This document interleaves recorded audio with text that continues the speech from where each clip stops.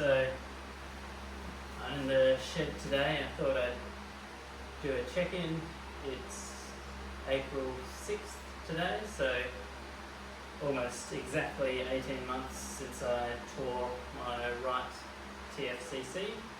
Weirdly, also nearly exactly 6 months since I tore my right hamstring, so my biceps femoris at the musculotendinous junction, and 3 months since I popped my left A4 pulley in my middle finger and tore my flexor digitorum.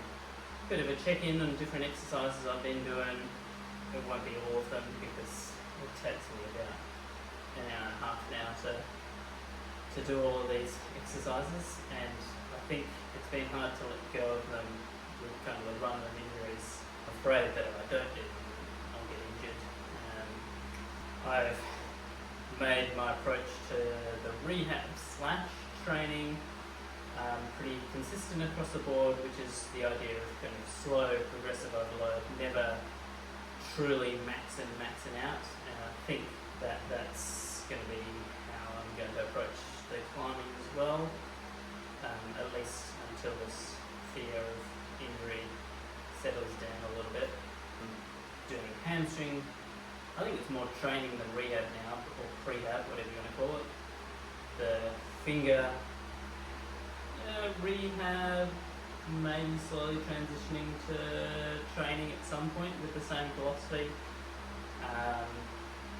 Wrist training / rehab, it's still pretty clicky and can get sore in very particular positions. Sometimes you just wake up and it's sore for no particular reason.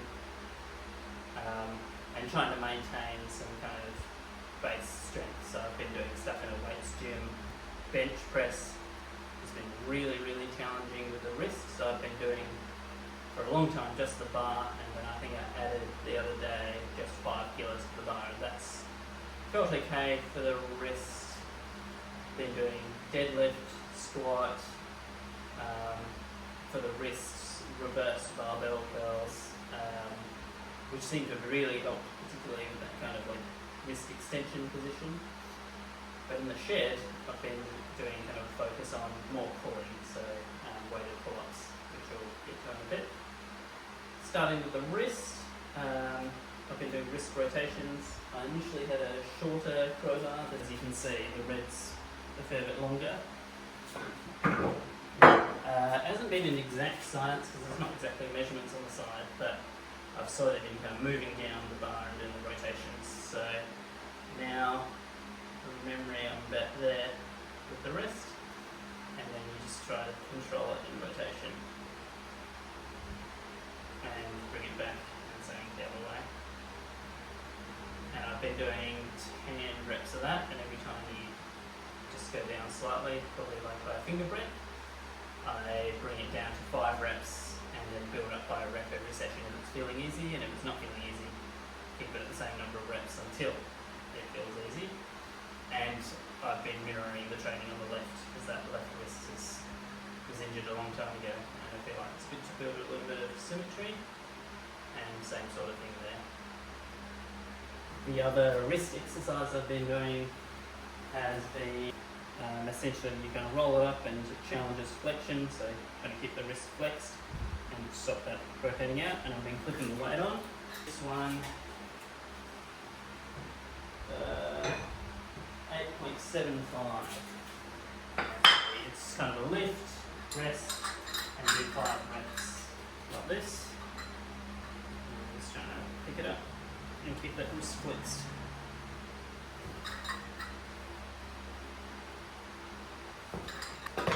And basically I do that until it feels easy, and then just add a little bit of weight, 500 grams maybe.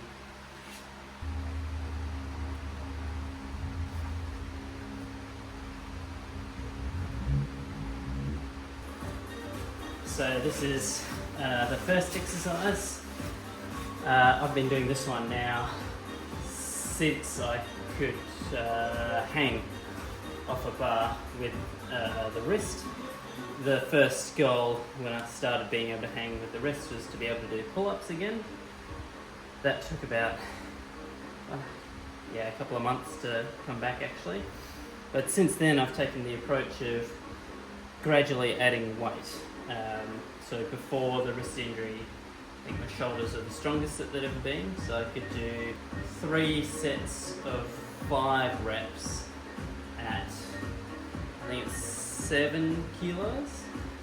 And I think I've actually surpassed that. I haven't tested a 1 rep max. I was into testing 1 rep maxes before the wrist injury, but I've kind of made the decision not to test 1 rep maxes at all because of the risk of injury, and I'm just really kind of fearful. It's probably more of a psychological thing than anything else.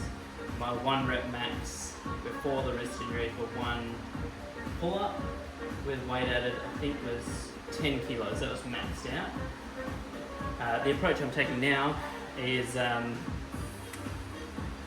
3 sets.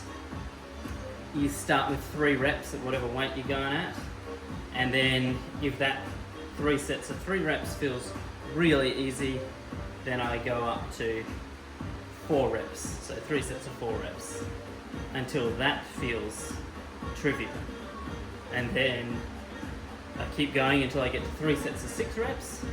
Once that feels easy, then I drop back down to 3 reps per set and add 500 grams. So at the moment I've been doing 7.5 kilos for 3 sets of 6 reps. Last session I did that, it felt pretty consistent. So I'm going to add 500 grams, drop it down to 3 sets at 3 reps for today. And I'll keep doing that until that feels relatively easy, and we'll keep going from there.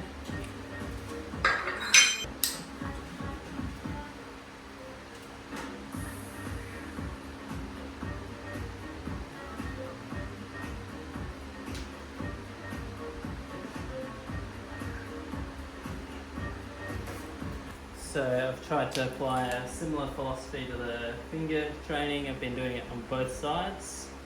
For the rehab of the left hand injury, so the A4 pulley and the FDP tear, and just slowly kind of adding weight, never trying super hard, and just adding a little bit of time or a little bit of weight. 5 reps and 3 working sets, so 5 reps looks like 10 seconds on, 10 seconds off. And how I adjust things is when you add weight, I wind it back to 5 seconds on, 15 seconds off, and then add a second. So if it feels easy for a couple of sessions, go from 5 seconds on, 15 seconds off, to 6 seconds on, 14 seconds off. So the block that I've got there has got a 20mm edge. I have been doing 19 kilos on that. Again, I'm going to put another 0.5 on today and do 5 seconds on, 15 seconds off, rather than what I was doing at 19 kilos, which was the 10-10, and just slowly build it up from there.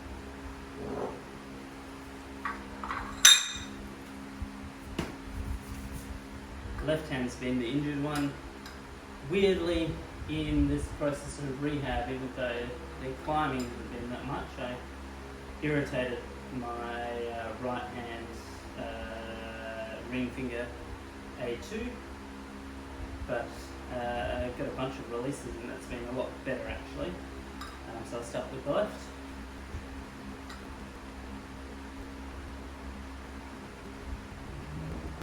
So the next finger exercises I've been doing has been body weight hangs. I've been doing that on the,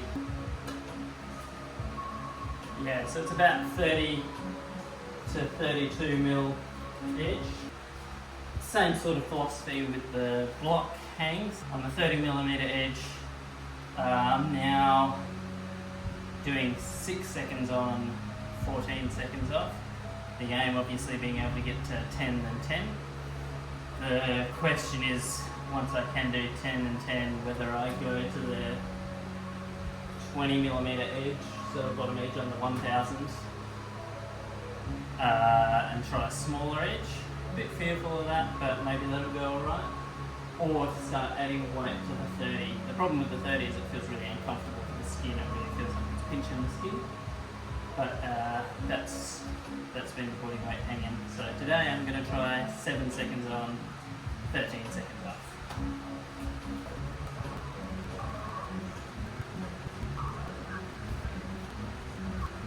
So this last exercise is Nordic hamstring curls for the hamstrings, obviously.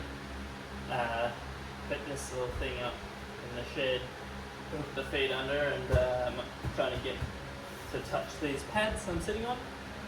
And then over time, just slowly trying to move the pads further and further away so that range increases. Be nice one day to do a full range rep, but I don't know whether that'll happen anytime soon. But it feels really, really hard on the hamstrings. So that's been a great exercise, and hopefully it translates to whenever I start climbing consistently again to healthy. It feels like it would.